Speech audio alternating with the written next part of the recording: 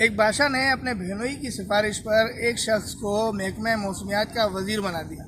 چند روز بعد بادشاہ کا ارادہ ہوا کہ شکار کے لیے نکلا جائے، تو اس نے اپنے وزیر سے موسم کی صورتحال دریافت کی۔ وزیر نے کہا کہ حضرت موسم بالکل ہی زبردست ہے، آپ بے شک شکار کے لیے نکل جائیں۔ تو بادشاہ نے اپنے سفر کی تیاری شروع کر دی۔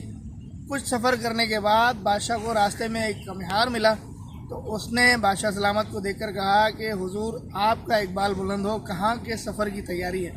تو بادشاہ نے کہا کہ میں شکار کے لیے جا رہا ہوں۔ تو اس نے کہا حضور آپ کا اقبال بلند ہو، مگر موسم اس کی اجازت نہیں دیتا۔ تو بادشاہ نے کہا کہ وہ کیسے؟ تو اس نے کہا کہ کچھ دیر کے بعد بارش شروع ہونے والی ہے۔ بادشاہ نے کہا عجیب بیوقوف آدمی ہو قمہار کہیں کے، تمہارا کام ہے صرف برتن بنانا اور گدھے کی حفاظت کرنا، تمہیں کیا خبر؟ میرے وزیر نے مجھے کہا ہے کہ موسم بالکل ہی بہترین ہے۔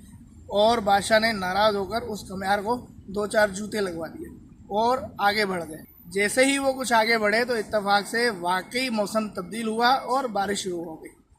اس کے بعد بادشاہ نے اپنے محل کی طرف واپس سفر شروع کیا، اور جب اپنے محل میں پہنچا تو اس نے اپنے وزیر اور قمہار کو طلب کیا اور قمہار کو اپنے وزیر ہونے کی آفر پیشکش کی، مگر اس نے یہ کہہ کر انکار کر دیا کہ حضور میں تو ایک معمولی سا قمہار ہوں، اور کہاں آپ کی یہ بلند و بالا وزارت، میں اس قابل نہیں ہوں۔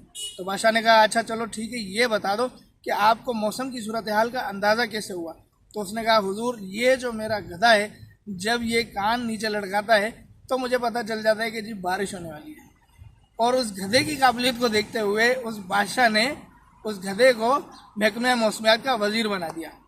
مورخ لکھتا ہے کہ یہ وہ واقعہ تھا جو بنیاد بنا گدھوں کو وزیر اور مشیر بنانے کی۔